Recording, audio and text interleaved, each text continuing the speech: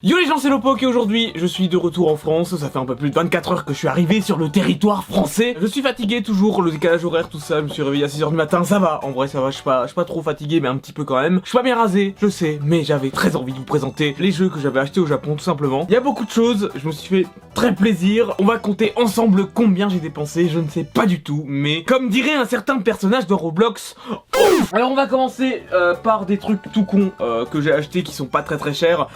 Quoique, j'ai acheté un jeu 64 qui s'appelle Dobutsu no Mori.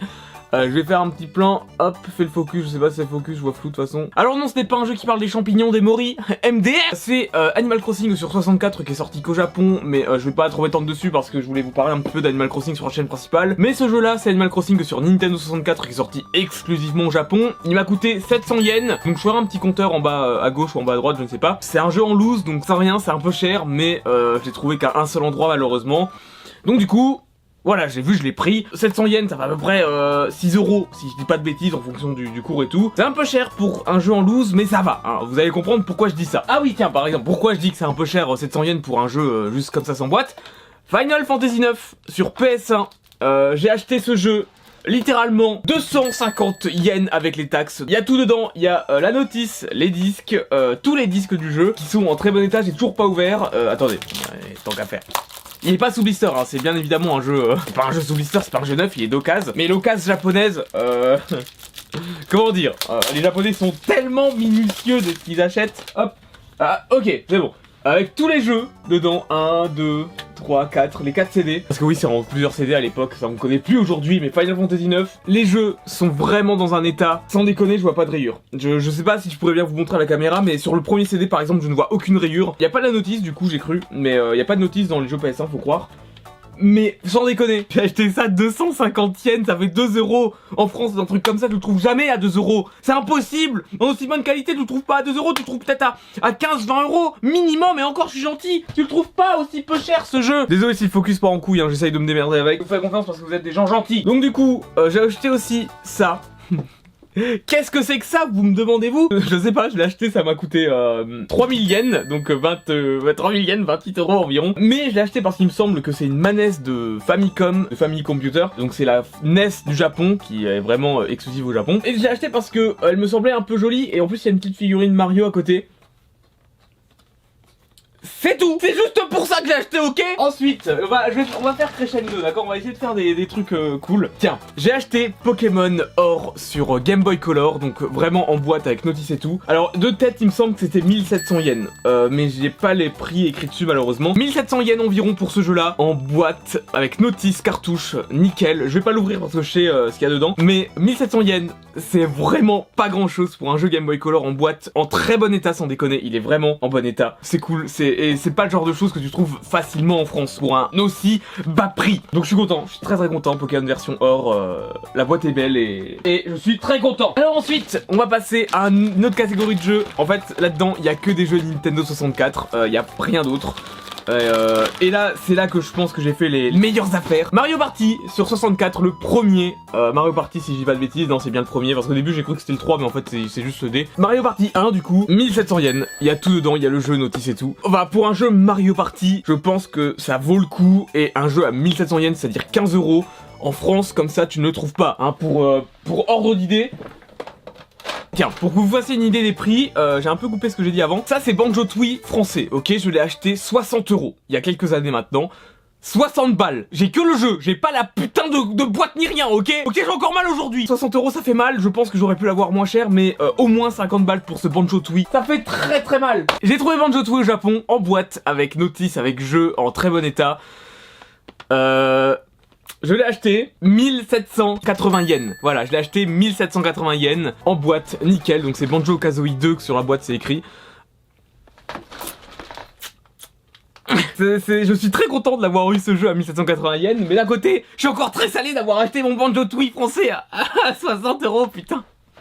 c'est rien, c'est 15 €. C'est que dalle pour un jeu en boîte dans cet état, c'est rien du tout. Et pour Banjo Tooie quoi. Celui-là je l'ai acheté au Potatoes, au Super Potatoes, à Ikebukuro. Merci Pauline pour toutes ces informations. 1780 yens, on l'a trouvé dans d'autres magasins à plus de 3000 yens. Donc je suis très content, franchement. Je sais que c'est pas un jeu qui parle à tout le monde, mais moi il me parle et c'est un petit peu un jeu que j'aime bien. Il sera dans mon décor très rapidement celui-là. Il y a vraiment une grosse différence de prix niveau jeu rétro. Et si vous êtes très fan de jeux rétro comme moi, c'est vraiment le pays qu'il vous faut. Est-ce que c'est fini? Bien sûr que non, j'ai encore une grosse pile de trucs. Voilà, là je pense que je vais vous montrer le jeu qui m'a coûté le moins cher. C'est fou, c'est fou. J'ai trouvé Pokémon Stadium et je sais que Clément, Parotte, si tu regardes cette vidéo, tu vas être salé. J'ai vu avant toi, donc je l'ai pris. Ce jeu-là m'a coûté littéralement 200 yens, ou peut-être 250, bon allez on va dire 250. J'ai acheté ce jeu 250 yens, on va dire 2 €, voilà on arrondit mais il me semble que c'est un peu moins. Dedans il y a le jeu, la notice, il y a tout, je l'ai ouvert, il est en putain de bon état, la boîte est vraiment nickel, il y a rien à redire, c'est incroyable. J'ai acheté ce jeu pour moins cher qu'un café en France. Ensuite on me demande pourquoi je préfère le Japon, putain. Je reviens toujours pas que j'ai trouvé ce jeu aussi peu cher, c'est comme Final Fantasy 9 à 250 yens, c'est scandaleux, c'est incroyable, je suis trop content d'avoir eu ce jeu à 200 yens, mais je pense que c'était une bonne occasion, sans déconner. C'était une très bonne occasion et il y en avait qu'un seul dans le magasin, je l'ai vu, je me suis dit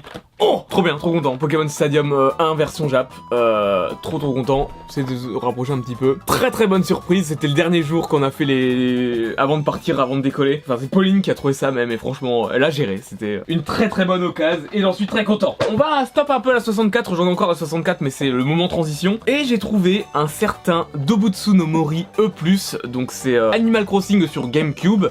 Alors, ce jeu-là, c'est un peu compliqué à expliquer, mais je vais pas vous expliquer vraiment ce que c'est Dobutsu no Mori E+, maintenant. Je compte en faire une vidéo à part entière sur la chaîne principale parce que c'est très intéressant et il y a des choses très intéressantes sur ce jeu-là qui n'est sorti qu'au Japon. Mais voilà, c'est compliqué d'expliquer, je vais pas trop expliquer sinon je vais devoir m'étendre, mais cette version d'Animal Crossing GameCube n'est sortie qu'au Japon. On a bien une version GameCube d'Animal Crossing chez nous, mais c'est pas la même chose, je vous expliquerai pourquoi plus tard. Les boîtes GameCube japonaises sont vraiment très différentes de ce qu'on a eu chez nous. Elles sont beaucoup plus petites.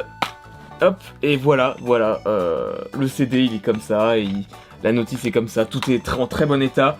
Je l'ai eu à 1700 yens de tête. Je sais pas si ça vaut le coup, je sais pas si c'est une bonne occasion et tout, mais en tout cas je suis très content de l'avoir parce que c'est un jeu que je voulais et c'est vraiment cette version que je voulais en particulier. Je l'ai eu, je sais pas si c'est une bonne affaire ni rien. Si vous y connaissez, n'hésitez pas à me le faire savoir en commentaire. Mais en tout cas je suis très content, le jeu est pas en parfait état, la boîte du jeu n'est pas en parfait état, le carton est un peu abîmé là, mais je voulais vraiment en allant au Japon, je suis content d'avoir eu le dernier jour. Je suis content. Et voilà, on va retourner sur la 64, j'ai vraiment acheté tellement de trucs Nintendo 64. Alors on va déjà partir du coup sur un classique que j'avais acheté l'année dernière, c'était Diddy Kong Racing, mais je l'avais acheté en loose et là je l'ai trouvé en boîte.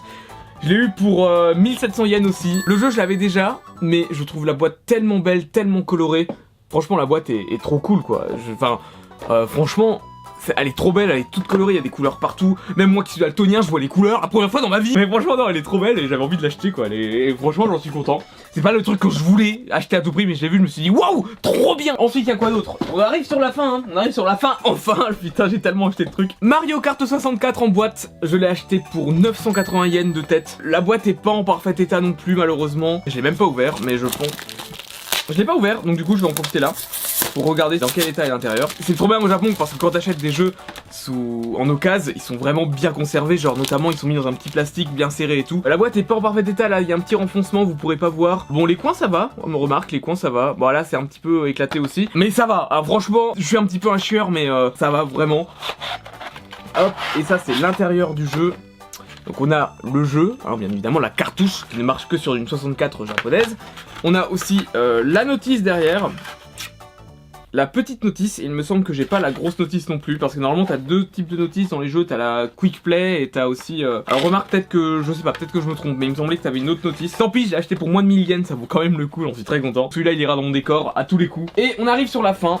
J'ai acheté Donkey Kong 64, je l'avais aussi acheté l'année dernière en japonais. Je l'ai eu pour 2900 yens, c'est un peu cher, surtout que la boîte est un peu défoncée. C'est un peu cher, mais la boîte était vraiment très jolie. Et je me suis dit putain. Et en plus, mon but c'est d'apprendre à mieux parler japonais, à mieux le comprendre. Et je me dis si je veux m'entraîner, peut-être que j'arriverai à comprendre un peu des dialogues, tout ça.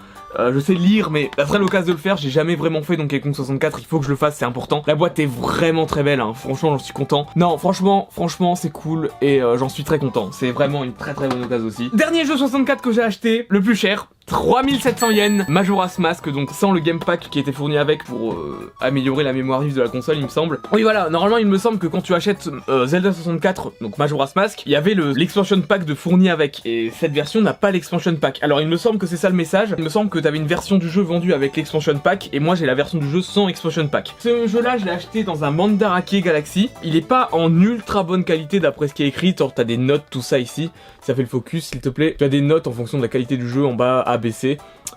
Il est pas en super bonne qualité, je l'ai acheté un peu cher, je l'ai acheté au début du séjour. Je ne sais pas si c'est une bonne occasion en fin de compte après recul, mais je l'ai et j'en suis content. Donc 3700 yens, c'est peut-être pas la meilleure occasion du séjour que j'ai eu, mais voilà, hein, j'en suis content quand même. Et pour finir, le truc jeu vidéo qui m'a coûté le plus cher du voyage, bon... Ça m'a coûté 8800 yens avec les taxes, parce que les prix affichés c'est sans taxes il me semble, donc faut augmenter un petit peu. Ah non, peut-être pas tout le temps, je sais pas si c'est marqué taxe ici. Bon tant pis, on va dire 8000 yens pour arrondir. J'ai acheté une NES mini japonaise, donc c'est une Famicom mini.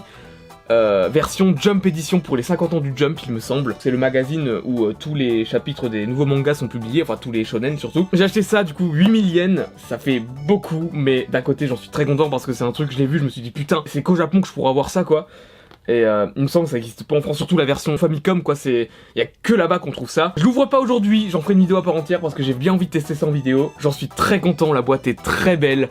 La boîte est vraiment très belle, j'en suis très content. Voilà, c'était mes achats jeux vidéo, je suis vraiment très content d'avoir acheté parce que la boîte est magnifique, je vais vraiment la garder, celle-là, elle va aller dans mon décor quelque part. Voilà, c'était mes achats au Japon, j'espère que le focus a été, je ne sais pas trop. C'est un petit peu flou, j'espère que vous me pardonnerez. C'était mes achats japonais, j'espère que ça vous aura plu. Si vous voulez une vidéo sur la Famicom mini japonaise version Jump Edition, n'hésitez pas à me le faire savoir en commentaire. Mais même si vous voulez pas, j'en ferai une quand même. Je vous fais des gros bisous, merci beaucoup d'avoir regardé cette vidéo, je suis un petit peu fatigué, j'espère que vous l'aurez pas trop ressenti. Merci beaucoup d'être là, merci beaucoup d'être de plus en plus nombreux à regarder les vidéos sur cette chaîne, ça fait très plaisir. Sur ce, je vous fais des gros bisous et je vous dis à très bientôt. Et portez-vous bien.